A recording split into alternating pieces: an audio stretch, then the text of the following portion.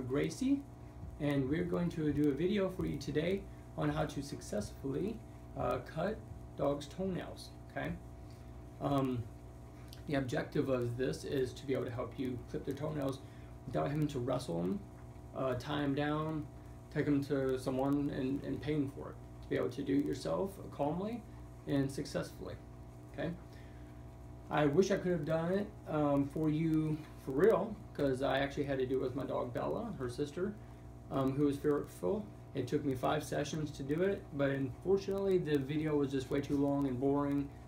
So I figured I'd just go through the motions here with Gracie and walk you through it. Okay. Key things to remember with fear, as you can see in another video that I do on walking up and down steps for a dog who's fearful of them, is you have to break the fear down. You cannot try to drag them through it. That doesn't always work. You have to break fear down into minimal doses to allow them to get over it. Okay, doesn't happen immediately. Okay,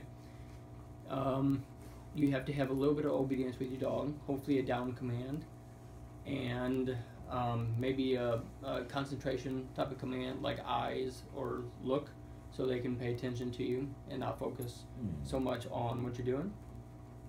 As well as they have to understand the markers, good and no.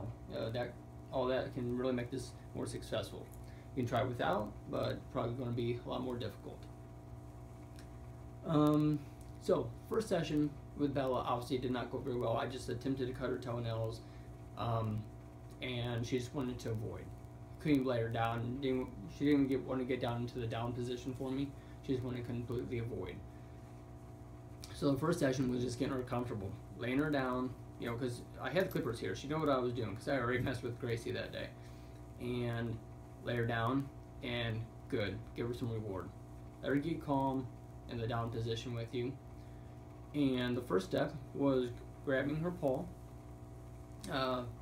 and making sure there's no twitching here, and good reward. Okay, so what you're doing is you're trying something and you're rewarding it when you're successful. You know, when you as a team between you and your dog are successful. If the dog has some fear and does some twitching, pulling away, no, you let her know that is not the behavior you want, and you wait for the twitching to stop. As soon as the twitching stops, good, reward. Okay. Now if your dog is trying to run from you and just completely pull away and fighting, you're not doing it right. You need to step back. You need to find a way to be able to give a small dose. So if that goes back to just laying her down with you and having these here and just give her some food and get her relaxed, and then go on to the next step. So like I said, first session, hold the paw, good reward. Okay. At the end of the first session, I was able to take the clippers and touch the top of the paw. Okay, just lay them on there, good reward. Okay, take them off, put them on there. She twitching, I'd be like, okay, wait till it stops. As soon as she would stop, good reward. Okay. Second session was tapping. Just kind of tapping it and making a little bit more noise with the clippers, and then good reward. Anytime there's some tugging, once again, you wait for them to calm down. Okay, you kind of just give it that no, and you just stay here and you wait for her to stop. Okay, you're not going to feed that, you're not going to do anything there. As soon as it stops, you try it again. She does it again. They'll come down, try it again, and then strike 3, you're out. Go back a step. Try to make less fear there, and then try it again. You got to remember that. If you strike 3, you're out. That's always been my rule. But if you're successful with the tapping, okay, she's twitching there a little bit too right now. Okay, wait till it stops. Good. Reward. Okay, food.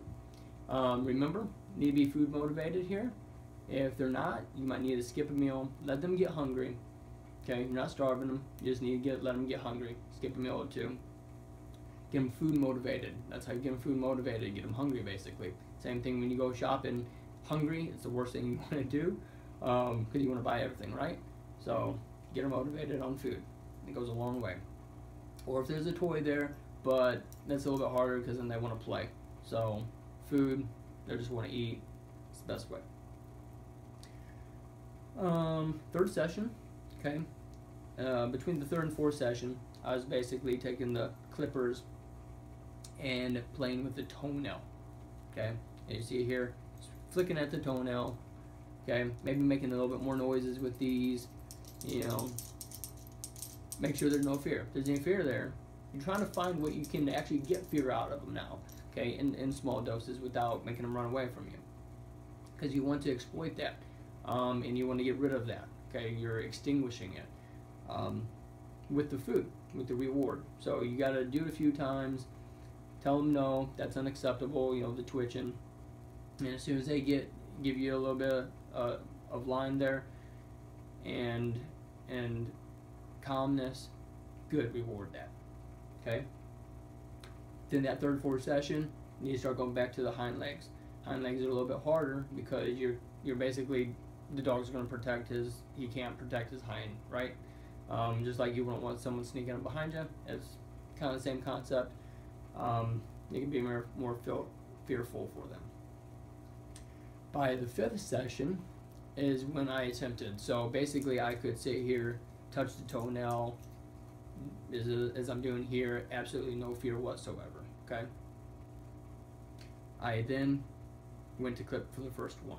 Had my food ready, and as soon as I clipped it, good reward. That way she's associating get her toenail clipped with food.